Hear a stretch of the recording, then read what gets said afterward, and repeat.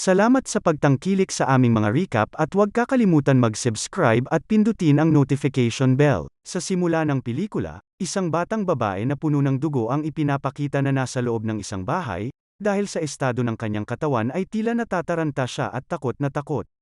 Habang palabas siya doon ay narinig niyang may tumatawag sa kanyang pangalan.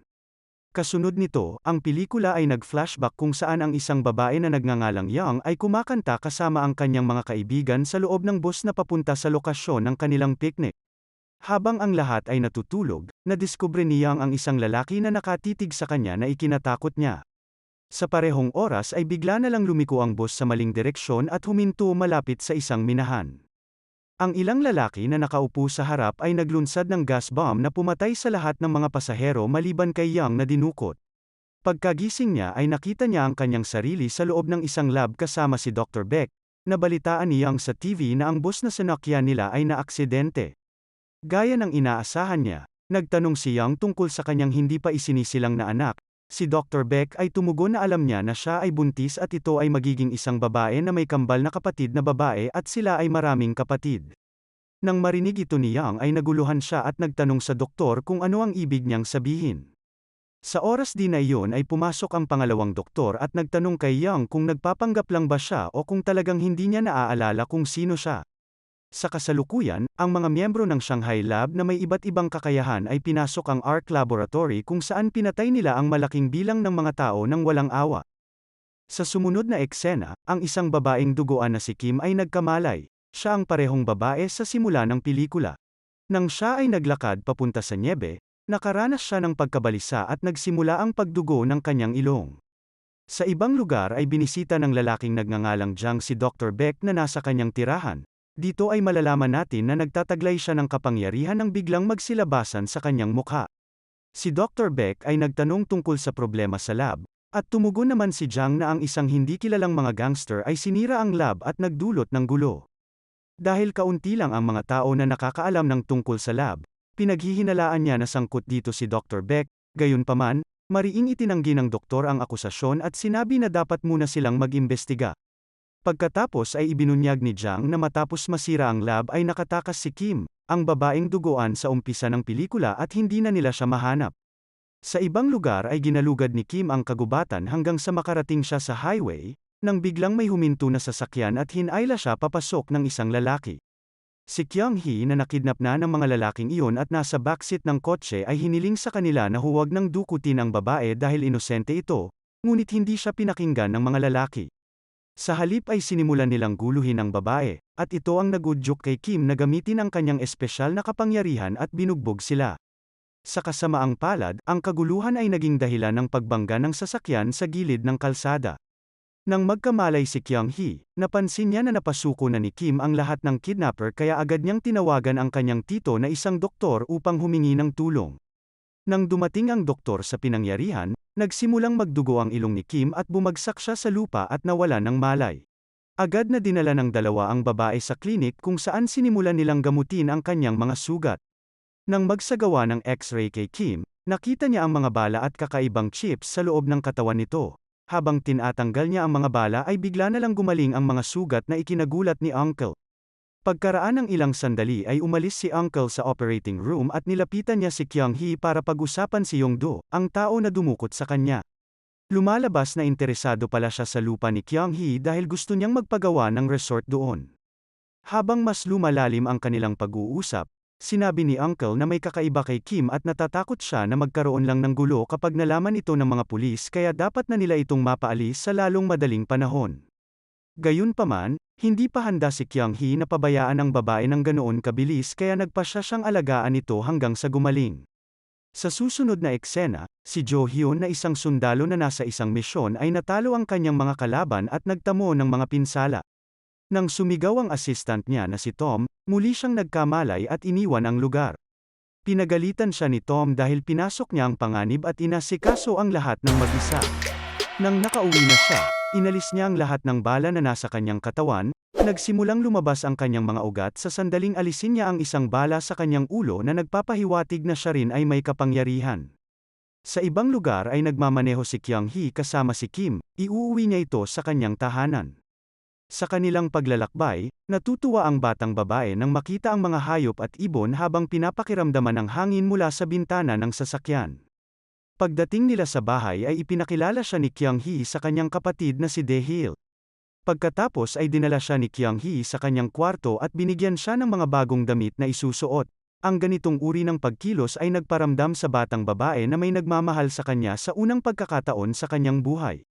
Sa sumusunod na eksena binisita ni Jo Hyun si Dr. Baek na humiling sa kanya na hanapin si Kim at patayin siya dahil lubhang mapanganib na nasa labas siya ng mundo. Ibinunyag ni Dr. Baek na ang kanyang kapatid at ang Super Humanitarian Organization ay sinusubukan na gumawa ng kumpleto at pinakamahusay na bersyon ng isang superhuman. Sa pamamagitan ng paghihiwalay ng mga gene mula sa fetus ni Jo Hyun at pagtatangkang kopyahin ito at gumawa ng mas maraming superhuman, inihayag din niya na isa si Kim sa kanila. Kahit na noong una ay may pag-aalinlangan si Jo Hyun, pumayag pa rin siyang tumulong dahil sa utang na loob kay Dr. Baek ilang taon na ang nakalipas. Bago siya umalis ay binigyan siya ng tracker na mag-aalarma sa kanya kung malapit siya kay Kim. Maya-maya nang hahanapin na nila si Kim, nalaman nila ni Tom na may sumusunod sa kanila. Iniligaw nila ang mga sumusunod sa kanila sa kakahuyan. Pagkatapos si Tom ay nakipaglaban sa kanila na ginamit ang sirang pinto ng kotse upang talunin ang mga kaaway. Kasunod nito, ang dalawa ay nagpatuloy muli sa kanilang paglalakbay at hindi nagtagal ay nakatanggap ng hudyat na nagpapahiwatig kung nasaan si Kim. Pagbalik sa bahay ni Kyung-hee, nakaramdam na naman si Kim ng nakakabagabag na tunog at tanawin pagkatapos ay tumulo na naman ang dugo sa kanyang ilong.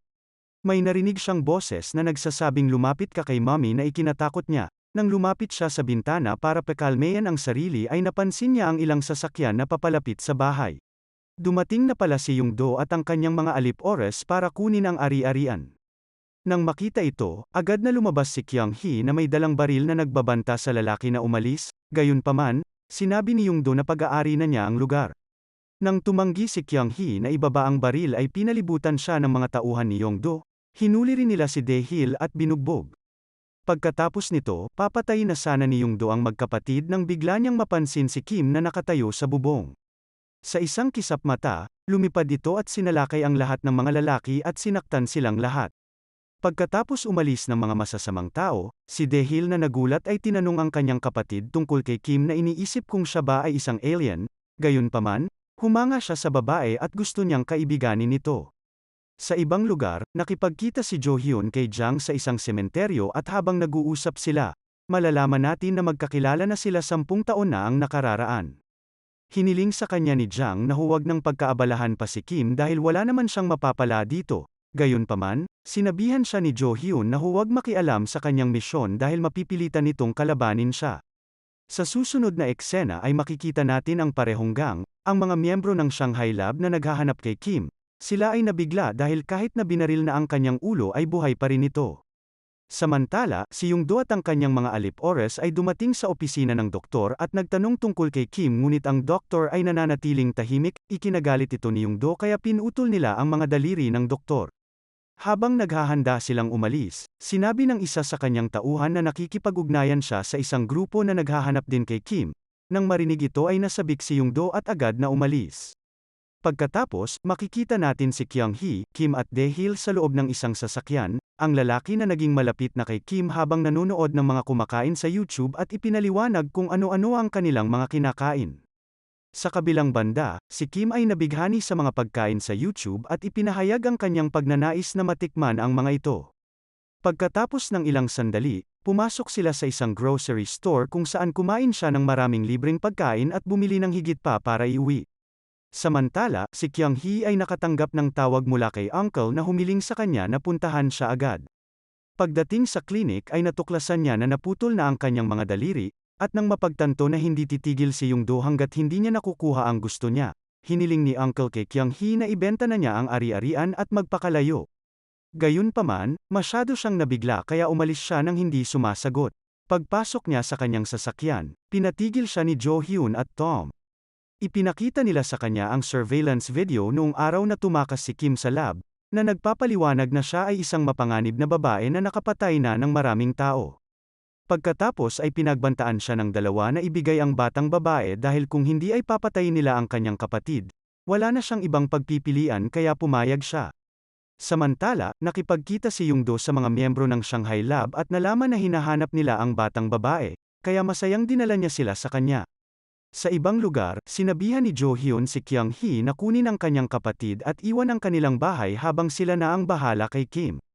Pagkatapos ay pumasok si Kyung Hee sa kanyang bahay habang naghihintay naman ang dalawa sa labas na may ligtas na distansya. Sinubukan niyang sabihin ang sitwasyon sa kanyang kapatid ngunit tumigil siya nang mapagmasdan ang pagkakaibigan ni Kim at Dae-hil. Pagkatapos ay sinabihan niya ang dalawa na tumakas mula sa pintuan sa likod dahil hindi na sila ligtas. Sinunod ni Dae-hil ang utos ng kanyang kapatid ngunit itinuro niya lang kay Kim ang direksyon at bumalik sa loob upang samahan ang kanyang kapatid. Nang dumating ang mga miyembro ng Shanghai Lab sa pinangyarihan kasama si Yungdo at ang kanyang mga alip-ores, lumabas si Kyung Hee upang ipagtanggol ang sarili ngunit binaril siya ni Yungdo at agad na namatay. Nang makita ito ni Dae-hil ay agad siyang tumakbo papunta sa kanyang kapatid ngunit huli na ang lahat. Samantala, ang isa sa mga gangster na babae na may sobrang lakas na kapangyarihan ay sinira ang bakod ng bahay at inilunsad ang mga piraso sa hangin saka sinaksak ang mga alip-ores ni Yungdo. Pagkatapos, siya ay nakipaglaban kay Jo Hyun sa bubong at kahit na siya ay nabaril sa mga daliri, mahiwagan niyang pinatubo ang mga ito at nagpatuloy sa pakikipaglaban. Sa huli ay nagawa niya pabagsakin si Jo Hyun mula sa bubong. Samantala, ang sugatan na si Yungdo ay kinuha ang kanyang baril at binaril si Dae-hil, agad na dumating si Jo Hyun upang iligtas siya ngunit huli na dahil si Dae-hil ay tinamaan na ng bala at agad na namatay. Sa ibang lugar, nagkamalay si Kim at naalala ang lahat ng kanyang walang katumbas na alaala kasama si Kyung Hee at Dae-hil. Nalungkot sa pagkaunawa na pareho silang namatay, nagdalamhati siya sa sakit pagkatapos ay napansin ang isa sa mga miyembro ng Shanghai Lab na papalapit sa kanya na may bitbit na bangkay na sinubukan na salakayin ang maliit na babae gamit ang kanyang kutsilyo. Ngunit dahil masyadong makapangyarihan si Kim ay madali niya itong napatay. Sa kabilang banda ang dalawa pasagang ay patuloy na nakikipaglaban kay Jo Hyun at Tom, at sa huli ay nagawa nilang masupil si Tom bago masaksak si Jo Hyun at nawalan ng malay, nang hindi inaasahan na dumating si Kim sa pinangyarihan ng gulo na hinihila ang katawan ng isa sa mga kaaway. Kahit na ang mga miyembro ng gang ng Shanghai ay napakalakas, hindi pa rin sila tugma sa lakas ni Kim, sa pamamagitan lamang ng kanyang kakayahan sa telekinetiko ay napahirapan niya silang lahat. Pagkatapos ay madali niyang naiiwasan ang kanilang mga pag-atake at tinapos sila ng marahas. Pagkatapos nito ay agad na pinuntahan ni Kim si Yungdo at walang awang pinatay. Pagkatapos, ang huling miyembro ng Shanghai Lab na babae ay mabilis na lumapit sa kanya mula sa likuran at tinangka siyang patayin gamit ang kutsilyo. Ngunit si Kim ay agad na humarap at nakontrol ang babae, sinaksak ang kanyang sarili hanggang sa mamatay. Pagkatapos ng kabaliwan ay dumating ang isang babae sakay ng isang kotse at ipinakilala ang kanyang sarili bilang kanyang kapatid. Ipinaliwanag niya na siya ang tumulong sa kanya na makatakas sa lab na sinasabi rin niya na sila ay magkapatid na kambal at sila ay nagkahiwalay pagkatapos ng kapanganakan. Ang babae ay humiling ng tulong kay Kim sa paghahanap sa kanilang ina, subalit hindi nagsalita si Kim at naglakad patungo sa walang buhay na katawan ni Kyung Hee at Dae-hil. Habang nagdadalamhati si Kim sa kanilang pagkamatay pinakalma siya ng kanyang kapatid na babae gamit ang isang kemikal na nagsasabing hahanapin nila ang kanilang ina. Sa huling eksena, nalaman ni Dr. Beck na si Kim at ang kanyang kapatid na babae ay magkasama at hinahanap nila ang kanilang ina. Dito na nagtatapos ang kwento, sana ay nagustuhan mo ito. Kung hindi ka pa nakasubscribe ay mag-subscribe ka na upang matulungan mo ang channel na ito. Mag-comment ka na rin tungkol sa kwento. Salamat!